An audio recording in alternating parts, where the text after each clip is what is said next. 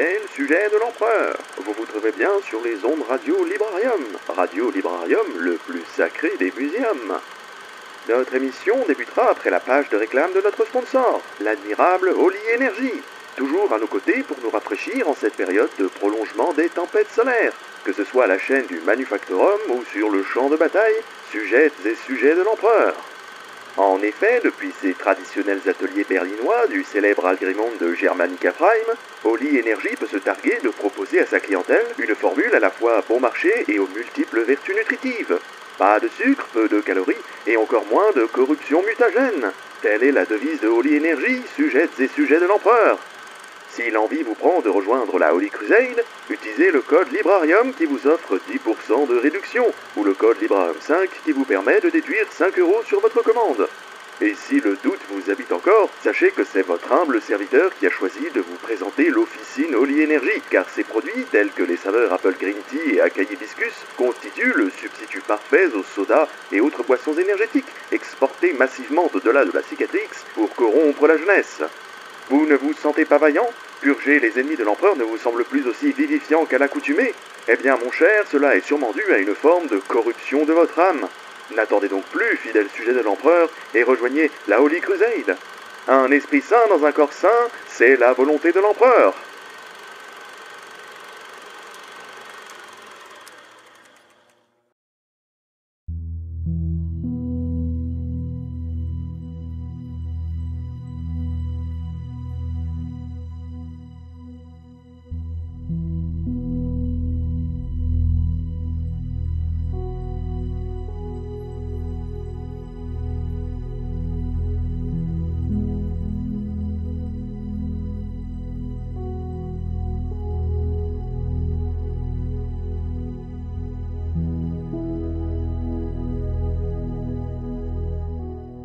De nombreux millénaires se sont écoulés depuis que l'humanité s'était lancée pour la première fois au-delà du berceau de la Terre antique, cherchant à conquérir les étoiles et à s'y tailler un empire. Ce fut l'âge d'or de la science et de la technologie, une ère de triomphe intellectuel où les plus grands esprits de l'espèce humaine forgèrent des merveilles dont la plupart demeurent inégalées, même au 41e millénaire.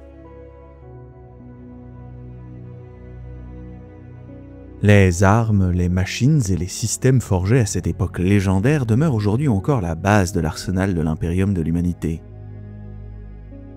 Par la maîtrise de la matière, de l'énergie et de la pensée logique, l'homme connut une expansion fulgurante. En peu de siècles, il devint la puissance dominante de la galaxie.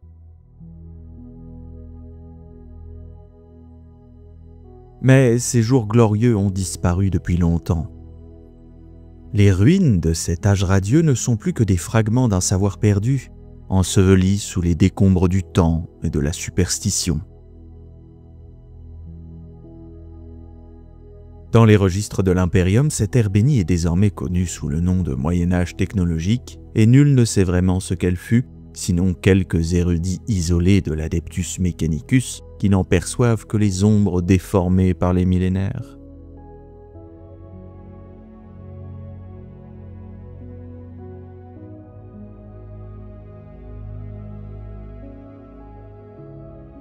Les premiers pas de l'humanité dans le vide interstellaire furent hésitants, douloureusement lents.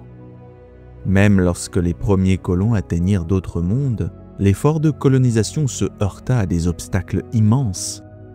Manque d'uniformité des équipements, difficulté d'adaptation aux environnements hostiles, absence de véhicules polyvalents capables de répondre à la diversité infinie des terrains extraterrestres.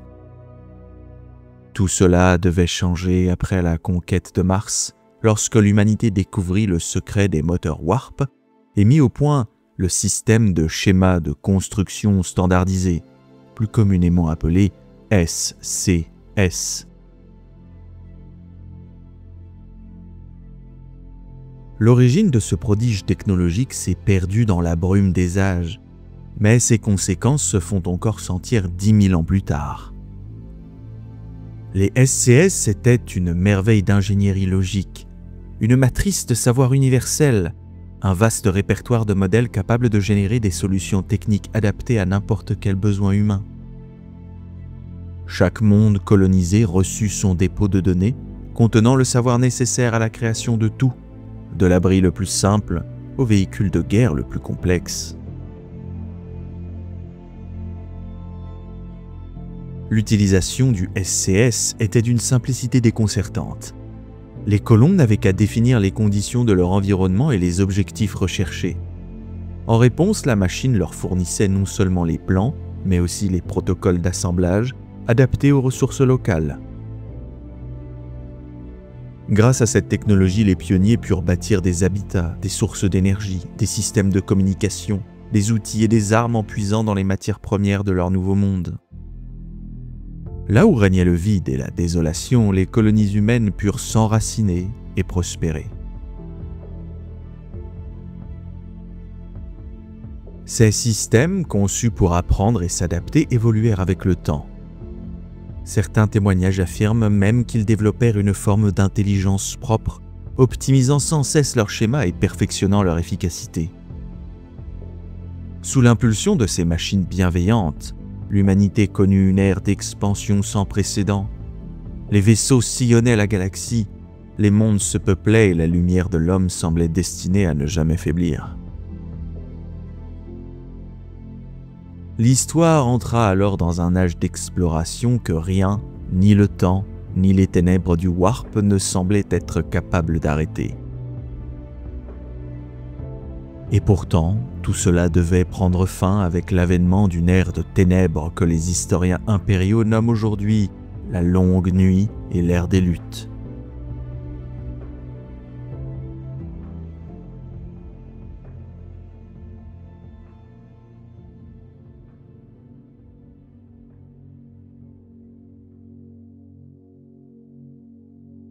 Nul ne sait avec certitude ce qui provoqua un tel cataclysme.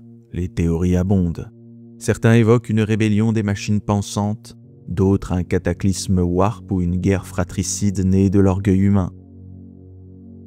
Quelles qu'en soient les causes, ces conséquences furent incommensurables. Des guerres d'une ampleur inédite embrasèrent la galaxie entière et nulle planète habitée par l'homme ne fut épargnée. L'humanité se retourna contre elle-même, se morcelant en d'innombrables empires isolés, chacun luttant pour sa survie au milieu du chaos. Les alliances se brisèrent, les coalitions s'effondrèrent et les anciens frères d'armes s'affrontèrent pour des raisons depuis longtemps oubliées. Dans cette tourmente, même les plus glorieux royaumes de l'humanité sombrèrent dans la ruine ou furent anéantis par les races xénos qui rôdaient à la périphérie de ces territoires. Les ravages furent tels que des continents entiers furent vitrifiés par le feu atomique, des planètes entières réduites au silence, leurs archives effacées de l'histoire. Le savoir accumulé durant le Moyen-Âge technologique fut irrémédiablement perdu. Des milliers de systèmes SCS furent détruits, et ceux qui survécurent furent souvent mutilés ou corrompus au-delà de toute réparation. Isolés les uns des autres, les colons survivants durent improviser. Ils altérèrent, simplifièrent ou adaptèrent les schémas d'origine à leurs propres besoins. Ainsi, au fil des générations, les créations issues du SCS perdirent leur pureté originelle, se transformant en artefacts d'ingénierie méconnaissables, témoins déformés d'un âge révolu.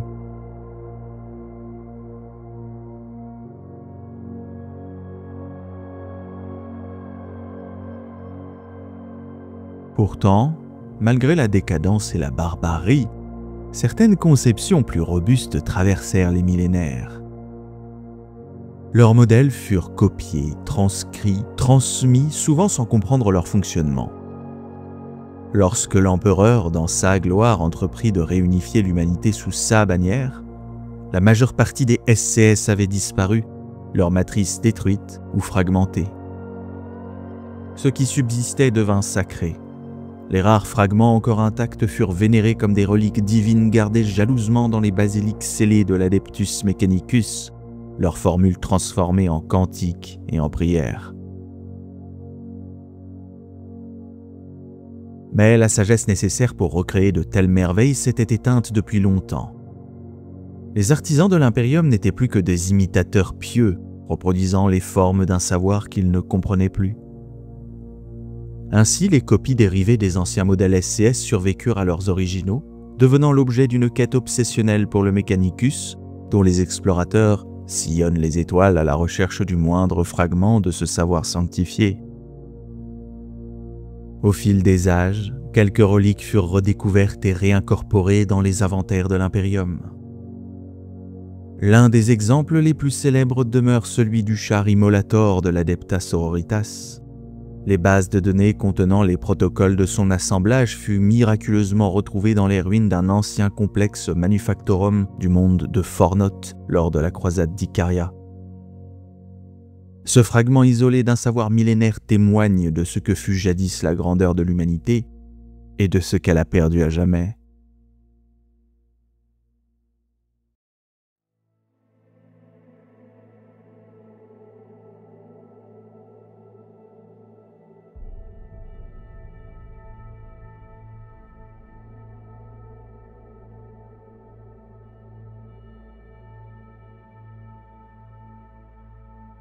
En ce 41e millénaire, la technologie n'est plus comprise.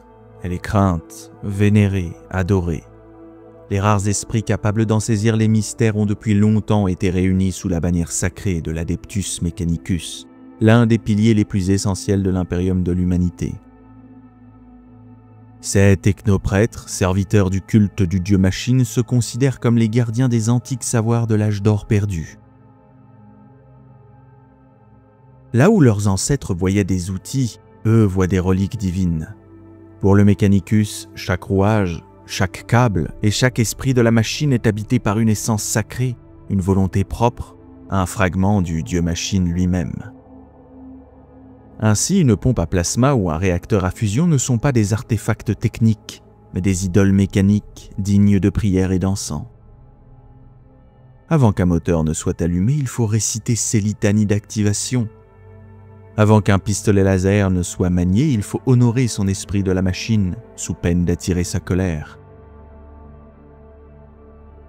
Aux yeux de l'Adeptus Mechanicus, tout ce qui touche au schéma de construction standardisé est empreint de la volonté divine du dieu-machine, et par extension de l'empereur lui-même, considéré comme son aspect incarné dans la chair. Les variations et adaptations accumulées au fil des millénaires par les premiers colons humains ne sont jamais remises en question.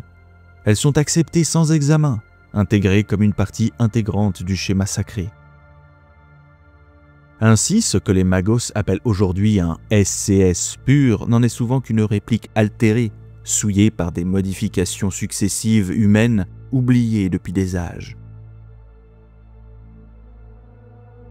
Mais pour les prêtres de Mars, l'idée même de distinguer l'original de l'imitation est un blasphème.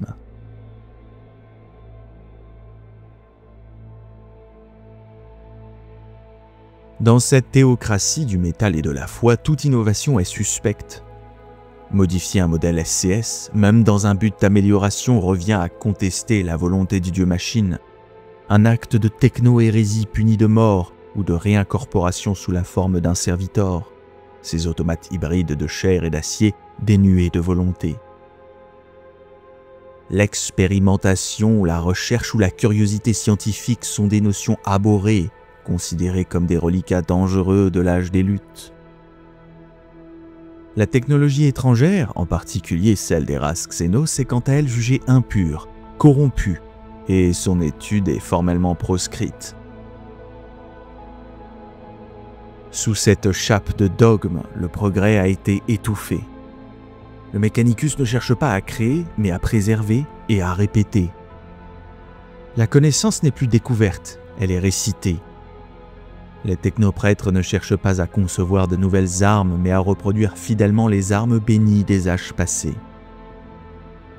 Même au sein des plus hautes sphères de l'Imperium, cette vision trouve un écho. L'idée que la foi, la force brute et les masses humaines suffisent à triompher de tout. Dans ce paradigme de fer et de superstition, l'expérimentation a cédé la place à la prière et la méthode scientifique à la dévotion. La preuve n'a plus de valeur, seul compte le dogme. Car dans l'impérium de l'humanité, la foi est connaissance, et l'ignorance, une vertu sanctifiée.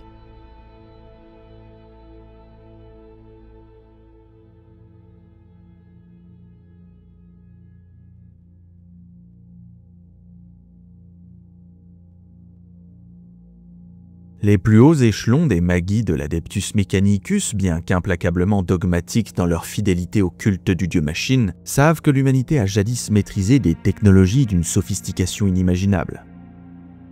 Cependant, plutôt que de chercher à recréer ces merveilles par la recherche et l'expérimentation, la rétro-ingénierie, leur conception de la science s'apparente désormais davantage à une archéologie sacrée. Les technoprêtres fouillent la galaxie en quête des vestiges perdus du savoir ancien, des traces de machines oubliées ou les schémas enfouis depuis des millénaires sous la poussière de mondes morts. Lorsqu'ils exhument de telles reliques, ils ne cherchent pas à les comprendre, mais à les reproduire avec une obéissance rituelle, seulement après avoir établi que le système SCS est authentique et que la bénédiction du dieu-machine a été obtenue. Le pourquoi et le comment ont cessé d'avoir la moindre importance. Le simple fait qu'une machine fonctionne par la volonté divine suffit.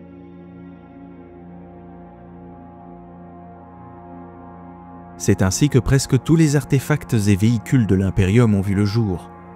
Ils ne sont pas nés d'un progrès, mais hérités de la survivance de modèles SCS antiques, copiés, modifiés ou redécouverts sur des mondes oubliés. Parmi les plus illustres redécouvertes récentes de l'Adeptus Mechanicus figure le chasseur Lightning, dont les schémas furent retrouvés sur Karnak II après un demi-siècle de vérification pieuse, et le char Immolator des Sœurs de Bataille, une variante sanctifiée dérivée de la coque du vénérable Rhino. Ces trouvailles sont les trophées sacrés des expéditions Explorator, ces flottes de quêtes vouées à la recherche des fragments perdus du savoir humain. Pour le Mechanicus, la récupération d'un schéma de construction standardisé est une entreprise sainte, un véritable Graal technologique. Et cette quête dure depuis 10 millénaires, poursuivie avec la même ferveur qu'un pèlerinage sans fin. Mais tandis que cette chasse sacrée se poursuit, un flux constant de connaissances anciennes disparaît à jamais. Lorsqu'une machine tombe en panne, surtout une machine dont il ne subsiste que quelques exemplaires, il arrive souvent qu'aucun esprit vivant ne sache plus la réparer. Si les hymnes, les incantations et les bénédictions échouent à rallumer son esprit de la machine, alors nul ne peut rien y faire. C'est la volonté du dieu-machine, et sa volonté ne saurait être remise en cause.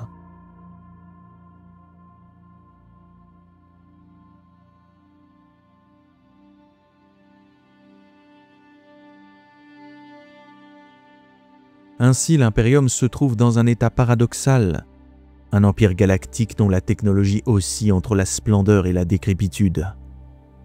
Cette décomposition lente et cette redécouverte fragmentaire ont engendré une diversité technologique extrême. Certaines machines abritent des systèmes d'une sophistication prodigieuse, tandis que d'autres ne sont guère plus que des reliques primitives, et bien souvent les deux coexistent dans une même structure.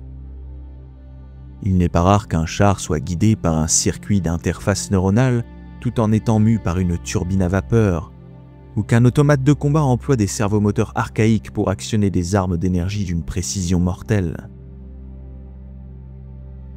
Les vaisseaux spatiaux de l'Imperium illustrent mieux que tout cet étrange mélange. Capables d'accomplir des sauts warp d'une complexité inimaginable, ils demeurent pourtant dépendants d'une main-d'œuvre innombrable pour leurs fonctions les plus simples. Les vastes canons d'une frégate impériale peuvent être guidés par des cogitateurs ésotériques, mais il faut encore des centaines d'hommes enchaînés pour les manœuvrer dans leur emplacement, tirant à la force des bras les chaînes et les leviers sacrés pour engager leurs munitions. Tel est le paradoxe du 41e millénaire. Un impérium à la fois technologique et médiéval, illuminé par la lueur mourante d'un savoir qu'il ne comprend désormais plus, mais qu'il continue d'adorer avec la ferveur des fidèles et la terreur des ignorants.